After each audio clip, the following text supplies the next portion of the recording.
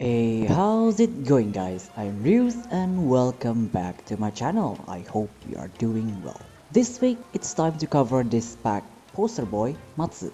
I know some of you may be expecting a new stun build, but I thought I should hold off on that because the China server has released some leaks of the new Shigami for the next pack, and the next pack has some really good support for stun. So for now, let's take a look at my take on Matsu, shall we? The link mechanic is the gimmick of this pack, and most of the new Shigami has their own take on it. But despite Matsu being the poster boy for this pack, he is undoubtedly has the weakest link because you need to activate at least 2 cards to link. So in this build, we're not focusing on that. Instead, we're just going to use his card for what it is, and that is to use the opponent's stuff on them. First up, we have Matsu. For him, I'm bringing 2 Puppet Master. This card is really great against red aggro or purple stall because they usually have really big stats that we can use against them. Then we have 2 Evolve.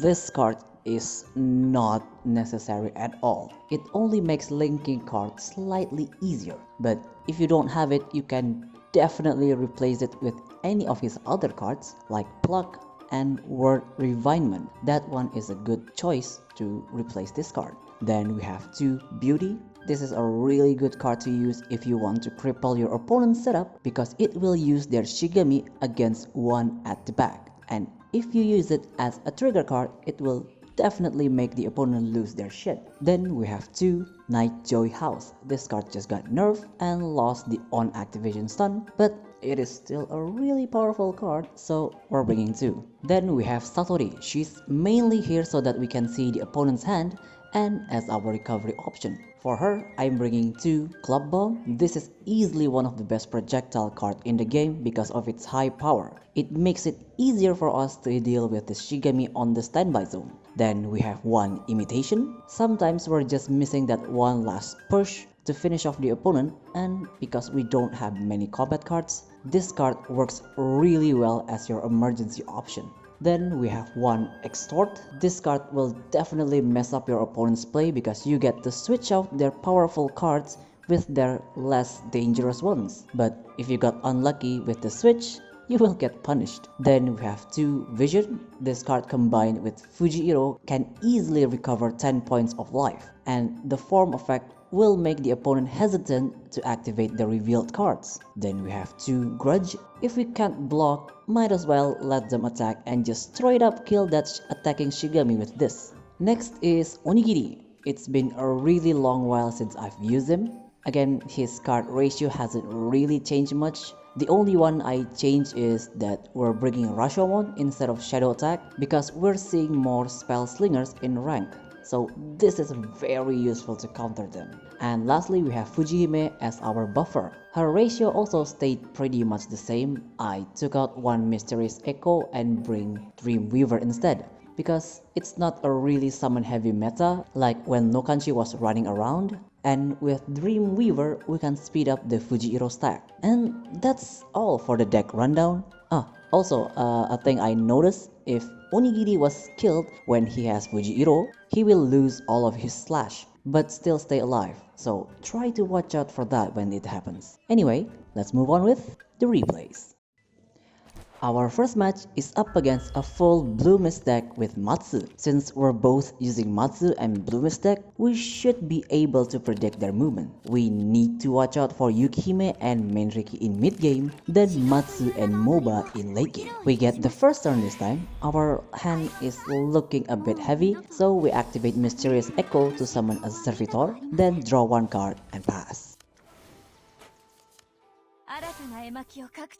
On their turn, they put Spying Eye on Yukihime, then use Matsu to destroy our Servitor and pass. Not sure why they're in a hurry, but alright. On our turn, we're going to kill their Matsu, then put Puppet Master on our Matsu. Putting this form this early wouldn't really do anything other than as a bluff. On their turn, they activate Moba Soup, then pass. They know attacking Matsu now will do more harm to them than good. On our turn, we put Hall of Flowers on Fujihime,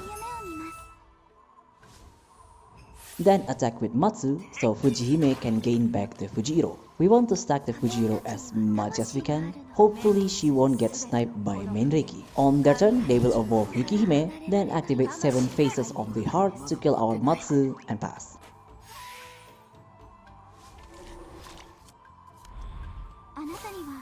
On our turn, we kill their main Reiki using Club Bomb, then evolve Fujihime so we can move our Fujiro to other Shigemi. We activate Flickering Shadows to move Onikiri to the combat zone and pass.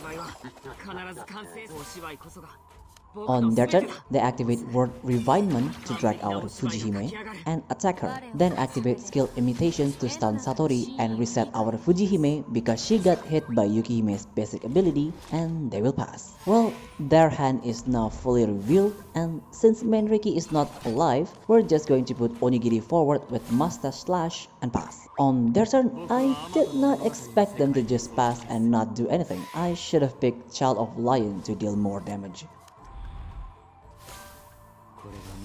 On our turn, we evolve Matsu, then use him to deal 6 damage and pass. On their turn, they will put Mask of Reincarnation on main Reiki, then activate Self-Deception. But they forgot all Shigemi is Blue Mist, so they will only deal 3 damage and fail to kill our Onigiri and pass. On our turn, we activate Immemorial, then use Onigiri to attack and deal 6 damage. After that, we activate Extort to swap up their hand. That free hand is dangerous. They get another copy of Mask of Reincarnation, but that's fine.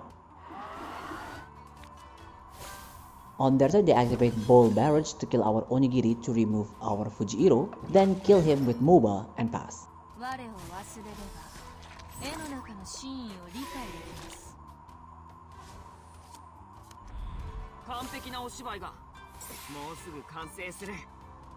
On our turn, we'll link Nightjoy House to activate Dream Weaver that will summon a Servitor. We want to win in style, so we activate Nightjoy House and pass.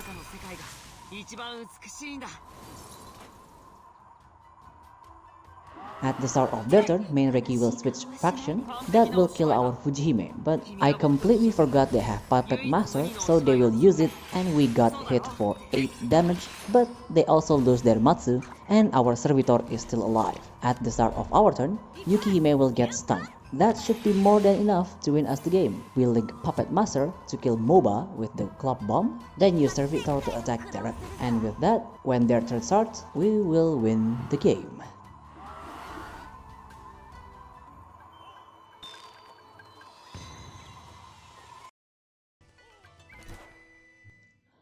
Our second match is up against Stall no Kanshi with Fujihime. This is pretty weird. They usually bring a healer so that they can make full use of Rubu's Casket, but I'm kind of excited to see where this goes. This time they get the first turn and immediately Taishakutan puts Lotus on Satori. They will put Taishakutan forward and pass.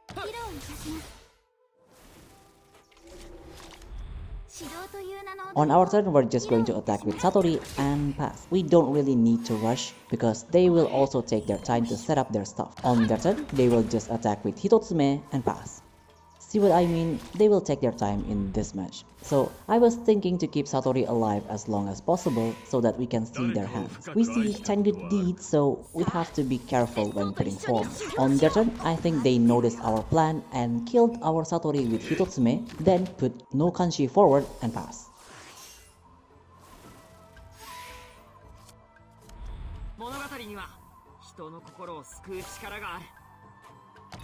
On our turn, we attack their no Kanshi with Onigiri, then put Dispersing Blade on him and pass. On their turn, as expected, they will activate 10 good deeds. Our Onigiri managed to kill Taishakutan, but he will die. Then they will put no Kanshi forward again and pass. On our turn, we will evolve Fujihime, then activate Dream Weaver to summon a Servitor and pass. This is a misplay because I forgot they also bring Fujihime.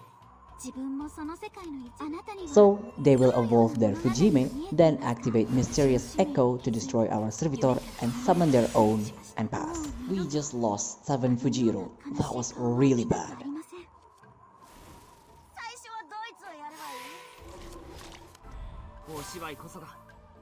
On our turn, we activate Beauty, that Fujihime will take the damage. That is excellent. We will pass leaving one orb just in case they attack.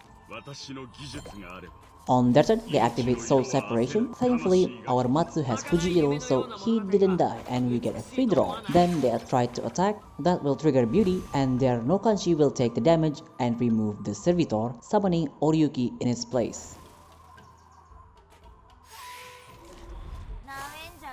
On our turn, we're just going to put Vision on Satori and pass, leaving one orb just in case they attack. On their turn, they will evolve Hitotsume. They will take 2 damage because of Satori's form effect. Then they will put Free from Desires on him and pass. That is such an annoying form.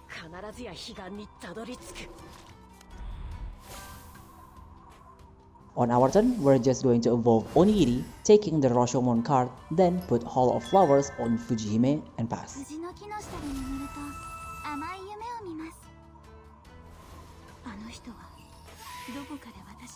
On their turn, they attack our Servitor with Oriyuki. Of course, their Hitotsume will take the damage. Then they put Holy Child on Taishakuten and pass.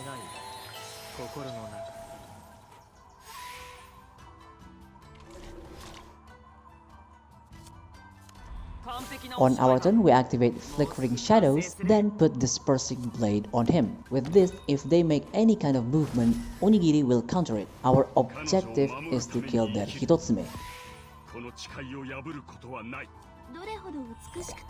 On their turn, they will activate Robust Casket. Onigiri will try to counter that and activate 2 slashes that will damage their Hitotsume.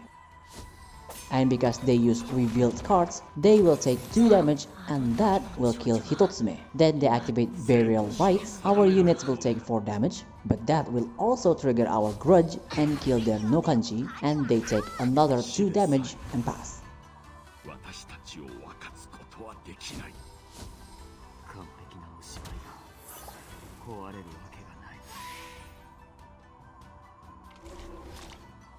On our turn, we got really lucky and drew Immemorial. We activate it immediately, then use Onigiri to attack. He will lose the form and slash, but that's okay. We just need to stall until Matsu revives. On their turn, they will just pass. I guess the Holy Child was just a bluff.